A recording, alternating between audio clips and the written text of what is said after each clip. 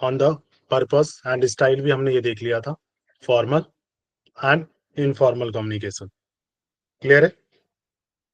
उसके बाद हमने इसमें इनफॉर्मल के देखे थे कि दो प्रकार हो सकते हैं, दो तरीके से हो सकते हैं, एक ग्रेपेवाइन और दूसरा gossip. Classification on the basis of direction. अब दिशा के आधार पर हम वर्गीकरण देखेंगे कि दिशा के आधार पर कौन कौन से कम्युनिकेशन के प्रकार। सबसे फर्स्ट जो कि वर्टिकल कम्युनिकेशन, जिसको ऊर्ध्वाधर संचार कहते हैं। This is basically formal communication. यह मूलतः क्या है? औपचारिक संचार है, फॉर्मल कम्युनिकेशन है। और यह क्या होता है? ऊपर की ओर, राइट, नीचे से और ऊपर और नीचे की ओर, ऊपर नीचे हो सकता है, bottom up and downward, top to bottom, ये दोनों तरीके से हो सकते हैं। ये कम्युनिकेशन कौन सा है? Vertical communication. क्लियर है? Top up and bottom to top, ये दोनों हो सकते हैं। क्लियर है? सेकेंड है लेटरल और हॉरिजॉन्टल कम्युनिकेशन, जिसको कहते हैं पार्श्व या क्षैतिज संचार। साथियों और सहकर्मियों के पदानुक्रम में समान स्तर के लोगों के साथ संचार को क्या कहा जाता है? लेटरल या हॉरिजॉन्टल कम्युनिकेशन। क्लियर है? अब जैसे दो एक ही लेवल के जो कर्मचारी हैं, है ना, दो मैनेजर आपस में बातें कर रहे हैं या दो मैनेजर की आपस में चर्चा हो रही है, तो उसका उस कम्युनिकेशन को क्या कहा जाएगा? लेटरल या हॉरिजॉन्टल, एक ही लाइन में, एक इक्वल स्थिति में। इसमें औपचारिक और अनौपचारिक दोनों प्रकार के संचार शामिल हो सकते हैं, राइट, फॉर्मल या इनफॉर्मल, दोनों टाइप के कम्युनिकेशन इसमें शामिल हो सकते हैं। क्लियर है? यह सबसे प्रभावी संचार है क्योंकि यह आमतौर पर कमांड विधियों की श्रृंखला द्वारा बाधित नहीं होता है ना। ये जनरली क्या है? एक बेटर है, क्योंकि इसमें कोई चेन नहीं है कि नीचे से ऊपर की तरफ जा रहा है या ऊपर से नीचे की तरफ आ रहा है, तो उसमें कई सारे बीच में चैन हो जाते हैं कि पहले आपको एक से दूसरे को भेजना है, दूसरे से तीसरे को, तीसरे से चौथे को, फिर सबसे लास्ट में पहुंचेगा। लेकिन इसमें क्या है? डायरेक्टली एक दूसरे के साथ हो रहा है, तो ये ज्यादा बेटर है, ये बाधित नहीं होता है, डिस्टर्ब नहीं होता है। यह एक टीम बनाने में मदद कर सकता है, राइट, या एक टीम या संगठन बनाने में मदद कर सकता है। Clear?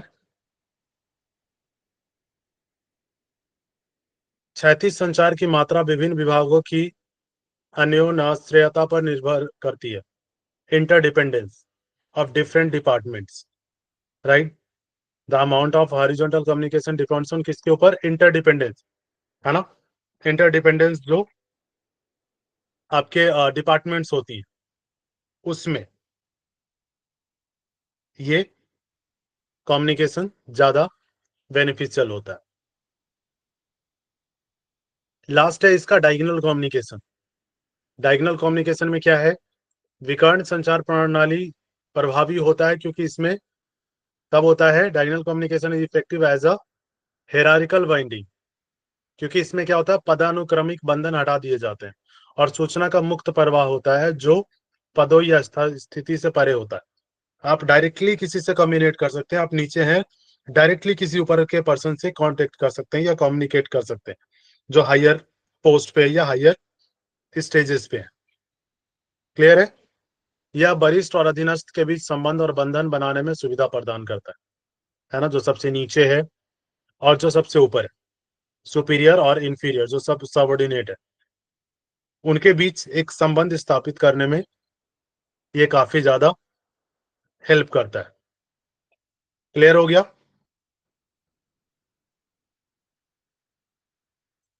On the basis of direction. Clear है?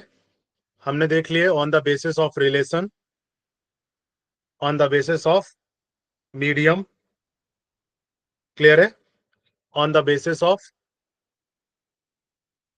उसके बाद कौन सा देखा था हमने?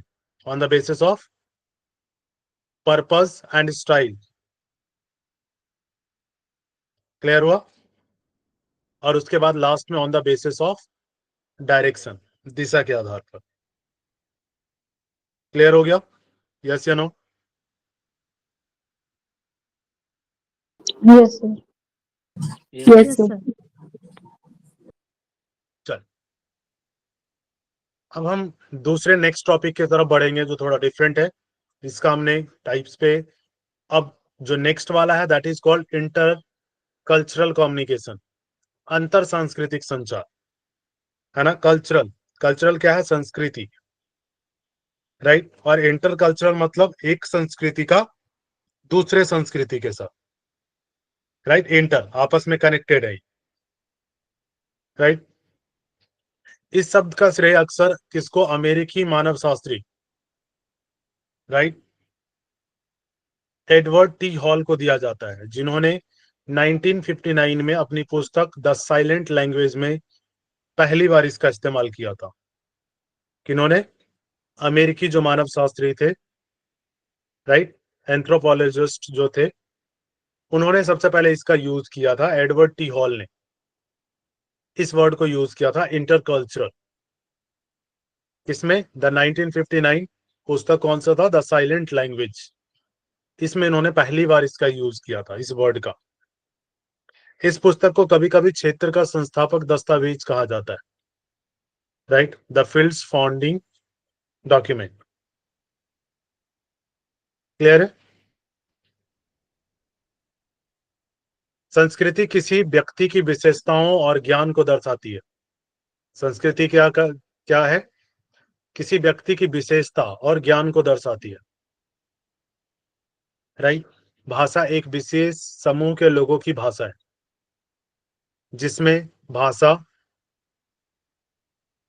धर्म, भोजन, सामाजिक आदतें, राइट, संगीत और कला शामिल है, राइट। भाषा क्या है? एक महत्वपूर्ण सांस्कृतिक घटक का उदाहरण है जो अंतर सांस्कृतिक समझ से जुड़ा हुआ है। अंतर सांस्कृतिक समझ से जुड़ा हुआ, कितना आप कनेक्टेड है, component that is link to intercultural understanding. Culture क्या है? संस्कृति क्या है? Human creation. समाज क्या है? संस्कृति क्या है? मानव सृजन है ना। पर्यावरण का मानवीय हिस्सा, human part of the environment. और जीवन का एक गैर जैविक पहलू, non biological aspect of life, right. संस्कृति क्या है? Non biological aspect of life, biological नहीं है, नॉन बायोलॉजिकल। क्लियर है? क्योंकि जीवित नहीं है, लेकिन फिर भी संस्कृति एक पर्यावरण का मानवीय हिस्सा है। क्लियर है? संस्कृति को गतिशील माना जाता है। संस्कृति को क्या कहा जाता है? कल्चर क्या है? Dynamic, right. और मूल्यों, जो वैल्यूज है, बिलीफ्स है, विश्वास और धारणाओं के बीच अंतर क्रिया पर विचार करता है। हमारा मस्तिष्क एक खुली प्रणाली है, इसलिए हमारे पास प्रतिक्रिया करने के लिए स्वतंत्र विकल्प है ना। हम किसी भी डायमेंशंस में सोच सकते हैं और किसी भी डायमेंशंस में रिएक्ट कर सकते हैं, राइट। अंतर सांस्कृतिक संचार उन लोगों के बीच संचार का अध्ययन है जिनकी सांस्कृतिक धारणाएं और प्रतीक प्रणालियां इतनी अलग हैं कि वे अपने संचार को बदल सके, है ना। बहुत सारी संस्कृति है, राइट। आप इंडिया में ही देखें, अलग अलग कल्चर है, राइट। तो अलग अलग कल्चर में डिफरेंट डिफरेंट जैसे सांस्कृतिक धारणाएं हैं, प्रतीक हैं, डिफरेंट डिफरेंट प्रतीक है, राइट। आप यहाँ से नॉर्थ जाए, नॉर्थ की अलग मिलेंगी, साउथ जाए, साउथ की अलग मिलेंगी, वेस्ट जाए आप, उधर की अलग मिलेंगी। क्लियर है? तो ये क्या है कि ये आपस में चेंज कर सके, आपस में एक दूसरे से कनेक्ट हो सके। उसमें सबसे जो मेन रोल होता है वो किसका होता है? कम्युनिकेशन का, जो कि एक दूसरे से कनेक्ट करती है एक कल्चर को दूसरे कल्चर के साथ। Intercultural communication increase our competence, हमारी क्या करता है? क्षमता को बढ़ाता है। जैसे there are few indicators of the intercultural competencies, the form of किस तरीके के हो सकते हैं? मोटिवेशन, नॉलेज हो गया, ज्ञान, एटीट्यूड, राइट, आपकी क्षमता और कुछ स्किल्स, राइट। और इंटरकल्चरल अफेक्टिव पर्सन, अंतर सांस्कृतिक प्रभावी व्यक्ति। क्लियर है? अंतर सांस्कृतिक किस तरीके से प्रभाव डालता है? बहुत सारी चीजें हैं जो कि इंक्रीज करती हैं आपको, जैसे आपकी क्षमता को बढ़ाना, आपके ज्ञान को बढ़ाना, है ना। जब हम दूसरे के संस्कृति को जानते हैं, डिफरेंट डिफरेंट कल्चर को जानते हैं, तो कहीं ना कहीं उससे हमारा नॉलेज इनहांस होता है, राइट। हमारी क्षमता बढ़ती है, हमारी स्किल्स बढ़ती है डिफरेंट डिफरेंट टाइप्स की। क्लियर है? इसमें अस्पष्टता के प्रति सहिष्णुता, effect of the values, tradition, social and political relationship, है ना। ये हम इन सभी पर कहीं ना कहीं प्रभाव पड़ता है। वैल्यूज के ऊपर आपके ट्रेडिशंस क्या है, राइट। सोशल और पॉलिटिकल जो रिलेशनशिप्स हैं, इसमें भी काफी ज्यादा हेल्प मिलता है। उसके बाद बिहेवियरल फ्लेक्सिबिलिटी, व्यवहार में आपके लचीलापन आता चला जाता है। गोल ओरिएंटेशन, राइट, आप कहीं ना कहीं गोल ओरिएंटेड होना शुरू हो जाते हैं। Sociality and interest in the other people, है ना। जब आप डिफरेंट डिफरेंट कल्चर्स को जानते हैं, उनमें लोगों को जानने का प्रयास करते हैं, उनके कल्चर का जानने का प्रयास करते हैं, उनकी कल्चर को, तो उससे होता क्या है, आप काफी ज्यादा सोशल होते हैं, कहीं ना कहीं समाज में घुलने मिलने की कोशिश करते हैं, समाज को जानने का प्रयास करते हैं, लोगों को जानने का प्रयास करते हैं, right. Empathy, empathy and non judgmental perspective, right. सहानुभूति हो गया, गैर निर्णयात्मक दृष्टिकोण, दूसरे के प्रति सहानुभूति की भावना आती है, राइट। उसके बाद मेटा कम्युनिकेशन स्किल्स, कुछ मेटा कम्युनिकेशन जो स्किल्स होती हैं, वो आपके अंदर कहीं ना कहीं आनी शुरू हो जाती है। उसके बाद increase in the cultural sensitivity, सांस्कृतिक जो संवेदनशीलता होती है, सेंसिटिविटी होती है, उसमें भी कहीं ना कहीं वृद्धि होती है। नेक्स्ट है आपका, ये क्लियर हो गया? क्लियर हुआ क्या? हम सब करेंगे। ओके, भूमि जी, प्रियंका जी, समझ आ रहा है? यस सर, आ रहा है।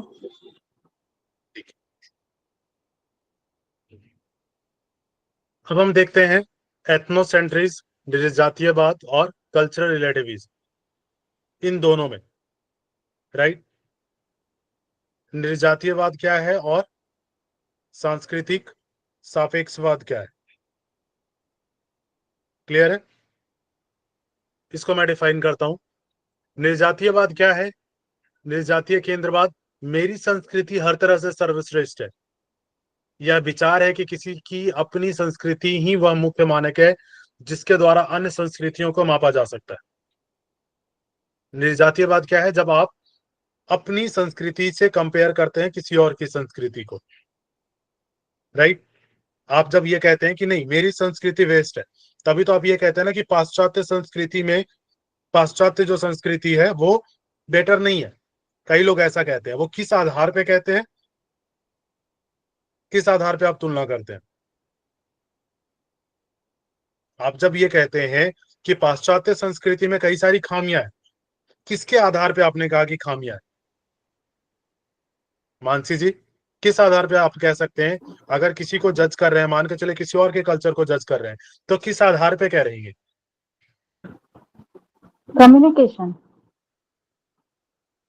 कम्युनिटी। और कोई? मानसी जी, प्रियंका जी। बिहेवियर कंपैरिजन जब हम करते हैं तो मूल्यों के आधार पर करते हैं, और उसके साथ ही साथ मान्यताओं के आधार पर करते हैं, और उसके साथ ही साथ हम जब भी जो चीजें हम निरंतरता के साथ शुरुआत से अब तक करते आए हैं, जिन प्रचलनों को फॉलो करते आए हैं, उसके आधार पर हम कंपैरिजन करते हैं। बहुत बढ़िया। आप देखिए, जैसे हम प्रियंका जी ने परफेक्ट कहा कि जैसे हम किसी कल्चर में रह रहे हैं, है ना, हमारी एक संस्कृति है, तो हम जब दूसरे की संस्कृति की तुलना करेंगे अपनी संस्कृति से, तो हम अपने संस्कृति के मूल्यों की तुलना करते हैं, है ना। अपनी संस्कृति की जो मान्यताएं हैं, जो मूल्य हैं, जो वैल्यूज हैं, उससे हम दूसरे की तुलना करते हैं, क्योंकि हम क्या मानते हैं कि हमारी संस्कृति वेस्ट है। उस अकॉर्डिंग फिर हम दूसरे की संस्कृति की तुलना करते हैं कि वो किस प्रकार की संस्कृति है। दैट इज कॉल्ड निर्जातीयवाद। क्लियर हुआ? Yes, अब sir. Yes. कल्चरल रिलेटिविज्म क्या है? कल्चरल रिलेटिविज्म क्या है?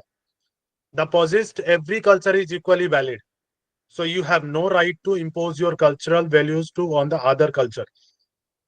आज के टाइम में ये चीजें है ना। अगर आप देखेंगे कि अगर आप ये कहते हैं कि हमारा कल्चर वेस्ट है, दूसरे को भी यही करना चाहिए, है ना। ये मानता Yes, है sir. कि हमारा प्रत्येक, राइट, लेकिन ये अधिकार है हमें? नहीं है। हम नहीं किसी सर। पे अपने कल्चर को थोप नहीं सकते हैं। हर किसी के कल्चर की अपनी अपनी एक वैल्यू है ना। हमारे देश में अभी एक लहर चल रही है जिसमें सबका मानना यही होता है कि हम ही सर्वश्रेष्ठ हैं, है ना। आप इसको इस तरीके से एग्जांपल ले जा सकते हैं, जैसे भूमि जी ने कहा कि हम ही सर्वश्रेष्ठ हैं, हमारे अंदर ये गुण है। अब वो दूसरों को ये आंकने लगे कि सामने वाला पर्सन खराब है, क्यों? क्योंकि उसमें हमारे जैसे गुण नहीं है। तो ये कहां तक सही है? सामने वाले के भी तो अपने गुण है ना, सामने वाले की भी अपनी वैल्यूज हैं। तो आप अपनी वैल्यू से उसको कंपेयर नहीं कर सकते, और ना ही आपको ये कोई अधिकार है कि आप उसकी वैल्यू को अपनी वैल्यू उसके ऊपर थोपे। क्लियर है? उसी प्रकार से हमारे, अगर हम ये बात करें कि नॉर्थ की संस्कृति अलग है ना, साउथ की संस्कृति अलग है। अब आप ये कहें कि नहीं, नॉर्थ वाली संस्कृति ही हम साउथ पे भी लागू करेंगे, जो हमारी वैल्यूज है, जो हमारी चीजें हैं, वही उनको भी करना पड़ेगा। ये चीजें आप नहीं कर सकते। क्लियर है? आप किसी पे अपनी संस्कृति को, अपने मूल्यों को थोप नहीं सकते। या आप धारणा क्या है, मानवीय अंतःक्रियाओं, विश्वासों, मूल्यों और प्रथाओं के व्यापक व्यापक क्षेत्र को कवर करती है ना। अलग अलग अवधारणा है। क्लियर है? बिलीफ्स हैं। आप किसी की मान्यताओं को तोड़ तो नहीं सकते ना। अलग अलग क्षेत्र की अलग अलग मान्यताएं हैं, तो उसको तोड़ा नहीं जा सकता है। अभी हमने जो देखा था, आपने हायर एजुकेशन पढ़ लिया क्या? सबने हायर एजुकेशन पढ़ा? नहीं सर, प्रीवियसली पढ़ा था सर, प्रीवियस पढ़ा है, अभी नहीं पढ़ा। एनईपी 2020 सबने पढ़ा है, यस या no? Yes yes sir. Sir, पढ़ा है। पढ़ा है ना। उसमें एक यस सर। पॉइंट था इंटरकल्चरल लैंग्वेजेस। इंटरकल्चरल, जिसमें हमने बात की थी कि हर किसी को जो प्राथमिक शिक्षा है वो उसकी लोकल लैंग्वेज में दी जाएगी, यस या नो? पढ़ा था सबने? Yes sir. हाँ सर, पढ़ा यस है। सर।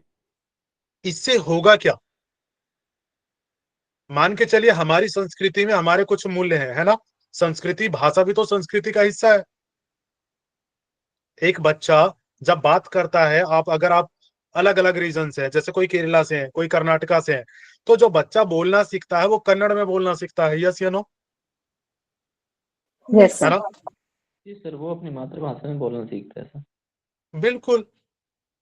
तो उसी हिसाब से अगर आप उसकी कल्चर को चेंज कर दें तो वो भी तो एक अच्छी बात नहीं है ना। भारत तो धर्मनिरपेक्षता वाला देश है, आपको भी सब जानते हैं, है ना।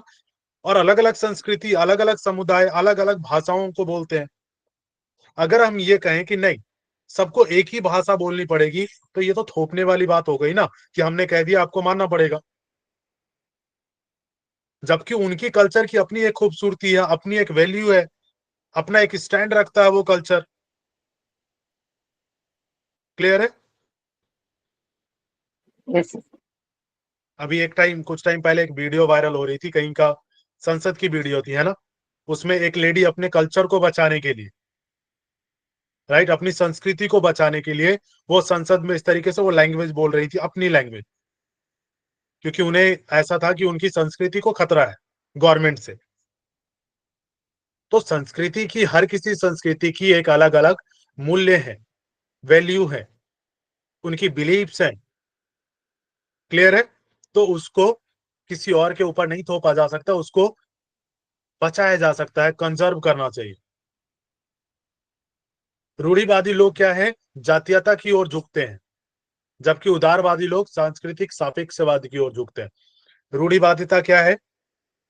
जैसा हमने कहा वैसा आपको मानना पड़ेगा, है ना? हमारा कल्चर वेस्ट है तो आपको भी हमारा ही कल्चर मानना पड़ेगा। क्लियर है? बहुत सारे लोग रूढ़िवादी हैं अभी भी, कि हमारा ही वेस्ट है। अभी ये चीजें चल रही है ना, कि हिंदू धर्म इज बेस्ट, है ना? सबको हिंदू धर्म मानना चाहिए। यस या नो? जब हम यस सर। बात करते हैं हिंदू राष्ट्र की, तो हिंदू राष्ट्र मीन्स में क्या हुआ? सिर्फ हिंदू। जबकि अलग अलग धर्म, अलग अलग जाति, अलग अलग समाज के लोग हैं। तो फिर आप एक चीज सोचिए कि उन सभी को खत्म करना या उनके ऊपर अपनी चीजें थोपना कहां तक जायज है? राइट? हर किसी की अपनी कल्चर है, हर किसी की अपनी वैल्यूज हैं। आप उसको खत्म करके ये चीजें नहीं कर सकते, और रूढ़िवादिता नहीं दिखा सकते आप कि नहीं, जो हमारा सही सही है, सिर्फ हमारा ही सही है। इसको कहते हैं रूढ़िवादिता। क्लियर हुआ रूढ़िवादी क्या है? जब यस आप सर। ये कहते हैं ना कि सिर्फ हम ही वेस्ट है, सिर्फ हमारा कल्चर वेस्ट है, सबको हमारा कल्चर अपनाना चाहिए, दैट इज कॉल्ड रूढ़िवादिता। जब आप, जो उदारवादी लोग होते हैं वो क्या करते हैं? सांस्कृतिक सापेक्षवाद, अलग अलग संस्कृतियां उनको कंजर्व करने का काम करते हैं। नहीं, हर किसी की वैल्यू है और हर किसी की संस्कृति उतनी ही सर्वोच्च है जितनी हमारी है। क्लियर है? दूसरे की संस्कृति की भी वैल्यू की कदर करना, दैट इज कॉल्ड उदारवादी। क्लियर हुआ? ये वर्ड वैसे पॉलिटिकल साइंस का है, क्लियर है, लेकिन इसमें हम लोग यूज करते हैं। क्लियर हो गया सभी को? वेदन जी, मापसी जी, भूमि जी? जी sir, yes sir. Yes sir. बहुत अच्छा समझाया सर आपने। क्लियर हुआ? ठीक है। उसके बाद ये क्या कह रहे हैं, देखिए, ज्यादातर लोग इन चरम सीमाओं के बीच रहते हैं। किसी को जातीयतावादी से जातीय सापेक्षवादी बनने की जरूरत है ना? ये वर्ड है ना, जातीयवादी से किस क्या बनना चाहिए? जातीय सापेक्षवादी बनने की जरूरत है ना? सभी जाति की अपनी वैल्यू है, तो वो सापेक्ष होना चाहिए। हर किसी की रिस्पेक्ट, चाहे वो किसी भी समाज, किसी भी जाति, किसी भी संस्कृति या किसी भी समुदाय से क्यों ना आता हो, है ना? जातीयवाद को हटा के जातीय सापेक्षवाद की तरफ जाने की जरूरत है। क्लियर हुआ? Yes sir. जी सर। चल, गुड। इसीलिए हम भाषा की बात करते हैं ना, कम्युनिकेशन इसीलिए इंपॉर्टेंट है, क्योंकि कम्युनिकेशन से ये चीजें संभव है, इसीलिए हम इसको उसमें पढ़ रहे हैं।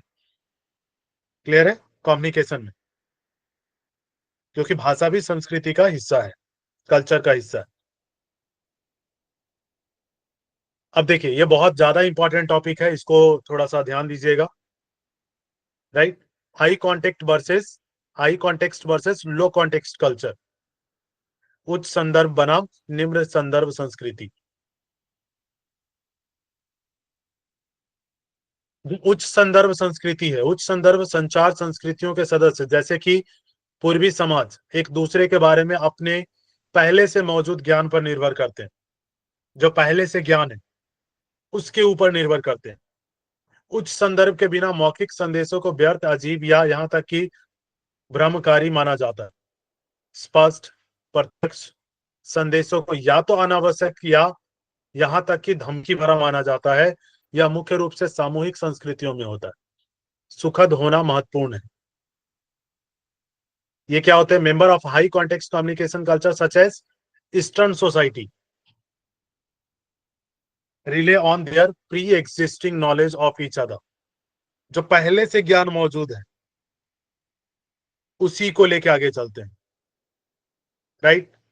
कि verbal message are perceived to be pointless, awkward or even deceitful without high context. Explicit direct messages are perceived to be either unnecessary or even threatening, right? This mainly happens in the collectivist culture. Being pleasant is important. सुखी होना इनके लिए सबसे ज्यादा महत्वपूर्ण है, जो high context की जब हम बात करते हैं। क्लियर है? सर इसको एग्जाम्पल ऐसे बताएंगे? डिफरेंट, हाँ एग्जाम्पल में बता रहा हूं।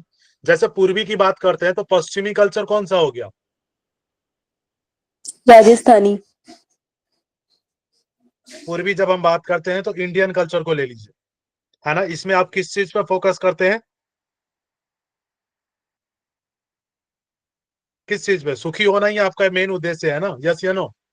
यस सर, शुक्रिया। जब हम अपने उसकी बात करते हैं, है ना, पूर्वी कल्चर की, संस्कृति की, पूर्वी संस्कृति, तो पूरा पाश्चात्य संस्कृति कौन सी है? पश्चिमी, western culture. Culture. Western culture. तो जब हम हाई कॉन्टेक्स्ट कल्चर की बात करते हैं तो हम किस पे फोकस करते हैं? वैल्यूज के ऊपर। क्लियर है? और हमारे पास जो पहले से ज्ञान मौजूद है,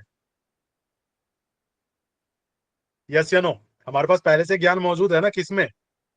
संस्कृति में, वैल्यूज में, संस्कृति में, वेदों में, उपनिषदों में, जितने भी वो उसी को तो फॉलो कर रहे हैं ना। बड़े। Yes sir. ठीक है प्रियंका जी? जी सर। हम उसी को नॉलेज को फॉलो कर रहे हैं, किसके लिए? सुख के लिए, खुश होने के लिए। सुखद होना ही हमारा महत्वपूर्ण उद्देश्य है, सबसे महत्वपूर्ण है सुखद होना। क्लियर हुआ हाई कॉन्टेक्स्ट? Yes sir. जी सर। अब हम देखते हैं लो कल्चर। लो कल्चर में हम बात करते हैं पश्चिमी संस्कृति को, पश्चिमी संस्कृति जो है, राइट। निम्न संदर्भ संचार में अर्थ तब अधिक स्पष्ट होता है जब इसे स्पष्ट शब्दों के माध्यम से व्यक्त किया जाता है। प्रत्यक्ष, विस्तृत और स्पष्ट शब्दों की आवश्यकता होती है। जो लो होता है उसमें क्या है? डायरेक्ट, डिटेल वर्ड्स नहीं होते हैं, उसमें रिक्वायर्ड होते हैं जो डिटेल में एक्सप्लेन करे। क्लियर है ना? क्या, कैसे, क्यों, इन सबका जब एक्सप्लेनेशन आपको मिलता है तो वो कौन सा हो गया? वो पूर्वी हो गया। और जब ये इस तरीके से पूरा डिफाइन ना हो तो वो क्या हो गया? पश्चिमी। पश्चिमी हो गया। लो कॉन्टेक्स्ट कल्चर। वो लो कॉन्टेक्स्ट हो गया। क्लियर हो गया? जब प्रॉपर एक्सप्लेनेशन ना हो तो वो लो है, और जब पूरे एक्सप्लेनेशन के साथ है, क्यों, क्या, कैसे, कहां, सब कुछ, तो वो high that is context. High context. बिल्कुल इजी वे में याद रखेंगे, पूरा लोड नहीं लेना है किसी चीज का। क्लियर है? और आपको एग्जाम्पल मिलेंगे, मैं जब क्वेश्चन कराऊंगा तो वहां एग्जाम्पल दिखेंगे। मैं क्वेश्चन बना रहा हूं, थोड़ा सा समय लग रहा है, ठीक है, क्योंकि टाइपिंग के लिए टाइम नहीं मिल पाता मुझे। क्लियर है? तो मैं क्लास यस के बाद में सर। देखूंगा, अगर कोई टाइप कर दें, हेल्प करें तो ठीक है। तो इन सब के क्वेश्चंस आपको मिलेंगे और एग्जाम में क्वेश्चंस आते हैं। ये टॉपिक फेवरेट बना हुआ है एनटीए का, हाई कॉन्टेक्स्ट और लो कॉन्टेक्स्ट कल्चर। क्लियर है? प्रत्यक्ष, विस्तृत और स्पष्ट शब्दों की आवश्यकता होती है। गलतफहमी के मामले में संदेश भेजने वाले को अक्सर जिम्मेदार ठहराया जाता है क्योंकि वह स्पष्ट विचार बनाने में सक्षम नहीं था। यहाँ पे मिसअंडरस्टैंडिंग ज्यादा होती है। क्लियर हुआ? अंतर सांस्कृतिक संचार को बेहतर बनाने के 5 तरीके हो सकते हैं। कौन कौन से? अपने शब्दों और कार्यों पर ध्यान देना, अपनी धारणाओं पर नियंत्रण रखें, राइट। ट्रांसपेक्शन में भाग लें, जैसे संस्कृतियों के बीच सहानुभूति रखने की जो प्रक्रिया होती है ना, सभी के साथ, संस्कृति के साथ सहानुभूति वाला व्यवहार आपका होना चाहिए, भाव होना चाहिए। क्लियर है? उसके बाद अगर हम बात करें तो नॉलेज, ज्ञान की बात कर रहे हैं और अनुभव की बात कर रहे हैं। ज्ञान और अनुभव दोनों प्राप्त करें जिससे आप इंटरकल्चरल कम्युनिकेशन में को बेहतर कर सकते हैं, अंतर सांस्कृतिक संचार को एक बेहतर संचार बना सकते हैं। क्लियर हुआ इंटरकल्चरल कम्युनिकेशन? बहुत बढ़िया। चल, अब हम आते हैं क्लासरूम कम्युनिकेशन के ऊपर, कक्षा संचार। राइट, सबसे फर्स्ट है क्लासरूम कम्युनिकेशन। हमने ग्रुप कम्युनिकेशन देखा, अब क्लासरूम कम्युनिकेशन हमने देखा था लास्ट में ना, इंटरकल्चरल कम्युनिकेशन। अब हम देख रहे हैं क्लासरूम कम्युनिकेशन। इसमें सबसे पहले हम देखेंगे कक्षा संचार है, right, process, school and chain model. इसमें जो सबसे महत्वपूर्ण है ये कोल एंड चैन मॉडल जो है, ये काफी बार पूछा जाता है। तो इसमें हम देखेंगे कक्षा शिक्षण का मुख्य उद्देश्य क्या है? ज्ञान, नॉलेज प्रदान करना, है ना, समझ, अंडरस्टैंडिंग। उसके बाद अनुप्रयोग, कंपरसेशन, कंप्रहेंशन, फिर अप्लाई करना, विश्लेषण और संश्लेषण आदि का हस्तांतरण करना है। कक्षा संप्रेषण में हम यही करते हैं ना। क्लासरूम कम्युनिकेशन में हमारा उद्देश्य क्या होता है? ज्ञान को समझाना, नॉलेज देना, है ना, अंडरस्टैंडिंग डेवलप करना, उसके बाद विश्लेषण करना, राइट, उसके बाद अप्लाई कैसे करना है उसको सिखाना, एनालाइज करना, सिंथेसिस, राइट। कक्षा शिक्षण अभी भी औपचारिक शिक्षा प्रणाली के परिदृश्य पर हावी है, sense of formal education system, है ना। अभी भी मोस्टली क्या है, फॉर्मल एजुकेशन सिस्टम ही हम देखते हैं जो डोमिनेंट है। यह किसी भी शिक्षण अधिगम प्रक्रिया का एक अभिन्न अंग है, राइट। यह क्या है? किसी भी शिक्षण अधिगम जो टीचिंग और लर्निंग प्रोसेस है उसमें एक अभिन्न अंग है अभी भी क्लासरूम कम्युनिकेशन। कक्षा संचार शिक्षकों, छात्रों, संदेश, अनुदेशात्मक विधियों और मीडिया और सीखने के माहौल से संबंधित कई कारकों से प्रभावित होता है। क्लासरूम कम्युनिकेशन किस किस से प्रभावित हो सकता है? एक तो टीचर, है ना, टीचिंग वाले में भी पढ़ेंगे, टीचिंग एप्टीट्यूड अभी नहीं हुआ है ना? No sir. नहीं, तो टीचिंग एप्टीट्यूड में आप ये पढ़ोगे कि टीचिंग को प्रभावित करने वाले जो टूल्स हैं, जो कक्षा जो कम्युनिकेशन है उसको प्रभावित करने वाले कौन कौन से हैं? सर एक तो शिक्षक भी टीचर प्रभावित कर है, सकता है, हाँ, टीचर तो प्रभावित कर ही स्टूडेंट है, सकता है, बिल्कुल कर सकता है। सर कुछ कह रही हैं ऑब्जेक्ट्स आरजू भी जी? हो सकते हैं उसके। किसके आरजू जी? सर जैसे आपने पूछा ना कि प्रभावित करने वाले कौन से, तो वो टीचर हो सकता है, वो स्टूडेंट हो सकता है, जो सर्वे या ऑब्जेक्ट यूज करते हैं, मटेरियल यूज कर सकते हैं, वो भी हो सकते हैं। बिल्कुल ठीक है। और सीखने के माहौल, एनवायरमेंट, है ना, एक क्लासरूम का जो जी सर। एनवायरमेंट है वो बहुत ज्यादा मैटर करता है सीखने और सिखाने के ऊपर। क्लियर है ना? Yes, sir. जी सर। अब क्लासरूम का जो माहौल है अगर तनावपूर्ण हो, या तो आवाजें बहुत ज्यादा हो रही है, या तो शोरगुल बहुत ज्यादा है, फिजिकल हो सकता है, बैरियर हो सकता है ना, बैठने की जगह ही सही नहीं है, तो उस कंडीशंस में भी कम्युनिकेशन इफेक्टिव नहीं हो सकता, इफेक्टिव नहीं होगा। हमें इस शिक्षण प्रक्रिया की प्रकृति को समझने की आवश्यकता है ताकि इसे और अधिक प्रभावी बनाया जा सके। हम प्रशिक्षण और अभ्यास के माध्यम से इस पवित्र कार्य में सुधार कर सकते हैं। क्लियर? सभी संचार प्रतीकों पर आधारित होते हैं। यह एक ऐसी प्रक्रिया है जिसमें प्रतीकों को उचित तरीके से व्यवस्थित करना, चुनना और प्रेषित करना शामिल है ताकि यह सुनिश्चित हो सके कि प्राप्तकर्ता अपनी विचार प्रक्रिया में संचारक के इच्छित अर्थ को समझ सके, है ना। जो संचार कर रहा है उसके तरीके को समझना, उसके जो भी वो समझाना चाहता है उसके रियल अर्थ को समझना बहुत जरूरी है। क्लियर। अगर हम बात करें कोल और चैन के अनुसार कक्ष संचार और सामान्य रूप से संचार की एक विशिष्ट प्रक्रिया में निम्नलिखित 5 अलग अलग चरण शामिल होते हैं। कौन कौन से होते हैं देख लीजिए। फॉर्मुलेशन ऑफ मैसेज, है ना।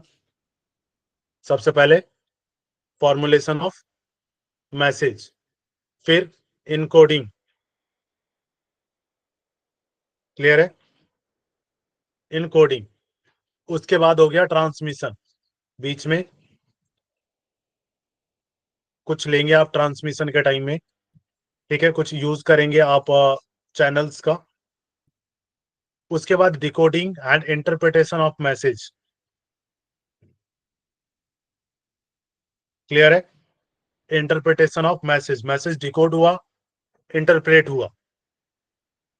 उसके बाद अब रिसीवर जो है वो क्या हो जाएगा, फीडबैक सेंड करेगा। सेंडर हो जाएगा सर। अब सेंडर हो जाएगा, ठीक है। अब जब वो सेंडर हो गया तो वो क्या करेगा, फॉर्मुलेशन ऑफ मैसेज। अब वो मैसेज को फॉर्मुलेट करेगा किस चीज के लिए, फीडबैक के लिए। मैसेज फॉर्मुलेट करेगा, फिर वो अब इनकोड करेगा और डिकोड करेगा कौन, सेंडर। अब सेंडर डिकोड करेगा जो फीडबैक आया है, रिसीव करेगा, इंटरप्रेट करेगा उस मैसेज को। और बीच में क्या आ जाता है, नॉइस। क्लियर हो गया। सर नहीं हुआ सर फिर एक बार एक्सप्लेन करेंगे सर। ये हमने पहले भी ये प्रोसेस पढ़ा हुआ है, कुछ अलग नहीं है ज्यादा, है ना। एक प्रभावी प्रक्रिया संचार की कब होती है, हाँ फर्स्ट जब सेंडर फर्स्ट। होता है ना। Yes sir. सेंडर ने मैसेज को इनकोड किया, भेजा। उसके बाद क्या हुआ, किसी चैनल का यूज करेगा ट्रांसमिशन, ठीक है। फीडबैक।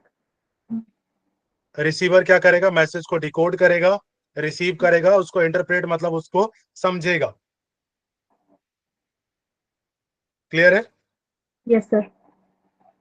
अब फिर मैसेज रिसीवर ने मैसेज को रिसीव कर लिया और डिकोड भी कर लिया, इंटरप्रेट कर लिया। अब क्या करेगा, उसको रिप्लाई। रिप्लाई। रिप्लाई को क्या कहते हैं, feedback, feedback. Yes sir, feedback. है ना। जैसे मैंने ये चीज कहा कि आज की क्लास कैसी है, फीडबैक देंगे, है ना। यस आपने सर। मेरे मैसेज को सुना जो मैंने पढ़ाया है ना, मैंने इनकोड किया। नहीं सर, क्लियर है। आपने बीच बोला ना बीच में नॉइस, तो नॉइस यहाँ पर नहीं मतलब नॉइस का मुझे यहाँ पर समझ में नहीं आया। नॉइज हमेशा कहां पे यूज होगा, जहां बैरियर हो। मैसेज डिकोड हो रहा है, जो मैसेज इनकोड हुआ ना और जो ट्रांसमिट किया गया, उसके बीच में नॉइज का मतलब होता है बैरियर, ओके, नॉइज मतलब बैरियर। जो रुकावटें हैं, चाहे वो फिजियोलॉजिकल हो सकता है। आगे मैं बैरियर अभी पूरा एक्सप्लेन करूंगा, उसकी दिक्कत मत लीजिए, ठीक है। अभी आप इतना समझेंगे बैरियर। जैसे मान के चलिए मैंने क्लास स्टार्ट किया और नेटवर्क काम ही नहीं कर रहा, मेरा वाईफाई काम नहीं कर रहा, दैट इज तो वो barrier, barrier. Technical barrier, barrier. बस अब है ना। की समझ बैरियर आ गया ना। समझ गया सर, क्लियर है सर। बैरियर का मतलब आप हिंदी में रुकावट समझिए, हाँ यस सर, व्यवधान। क्लियर है सर। ठीक, बहुत बढ़िया। क्लियर हो गया। ये प्रोसेस है एक इफेक्टिव कम्युनिकेशन का। सबसे बेस्ट कम्युनिकेशन वही होता है जिसमें फीडबैक इंक्लूडेड हो ना। और ठीक है, बैरियर्स ना सबसे हो। पहले क्या हुआ, फॉर्मुलेशन ऑफ मैसेज, है ना। सबसे पहले आपने मैसेज बनाया, फिर उसको इनकोड किया, फिर मैसेज ट्रांसमिट किया, आपने भेजा। अब मैसेज क्या हुआ, डिकोड हुआ, इंटरप्रेट हुआ, उसने मैसेज को डिकोड किया, उसकी व्याख्या की उसने, अब वो फीडबैक देगा, इवैल्यूएशन करेगा। 5 स्टेजेस समझ आ गया। Yes, sir. कोल यस और सर। चैन के according classroom communication. Principle of effective classroom communication, क्या चीजें होनी चाहिए कक्षा संचार की प्रभावशीलता को बढ़ाने के लिए, प्रमुख कारकों पर निर्भर करती है, अर्थात शिक्षक, छात्र, संदेश, है ना, रचनात्मक तरीके, मीडिया और सीखने का माहौल। ये हमने अभी पहले भी देखा। क्लियर है। प्रिंसिपल फॉर टीचर्स, टीचर के लिए क्या सिद्धांत होते हैं, एक शिक्षक में क्या गुण होने चाहिए। Develop a realistic self concept and perception about surroundings, अवधारणा और आसपास के बारे में धारणा विकसित करें, यथार्थवादी आत्म अवधारणा, self concept realistic.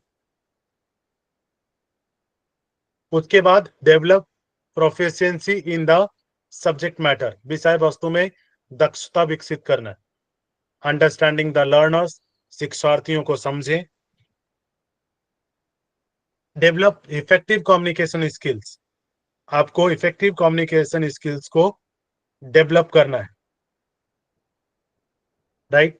Adopt flexible approach, अगर एक अप्रोच से समझ नहीं आ रहा है तो आपको डिफरेंट डिफरेंट अप्रोच यूज करने चाहिए, फ्लेक्सिबल होने चाहिए आप। ऐसा नहीं कि जो हमने पढ़ा है उसी से समझाएंगे, है ना। ये जरूरी नहीं कि उसी से समझ में आ जाए, आपको डिफरेंट डिफरेंट एस्पेक्ट आने चाहिए, फ्लेक्सिबल होने चाहिए आप अप्रोच में, right. And being objective and unbiased, निष्पक्ष होना और वस्तुनिष्ठ होना, ये क्वालिटी टीचर में होनी चाहिए। क्लियर हुआ। Classroom communication is okay. Yes, sir. एक बार और बता देते सर। दोबारा बता दें, ठीक है। जी सर।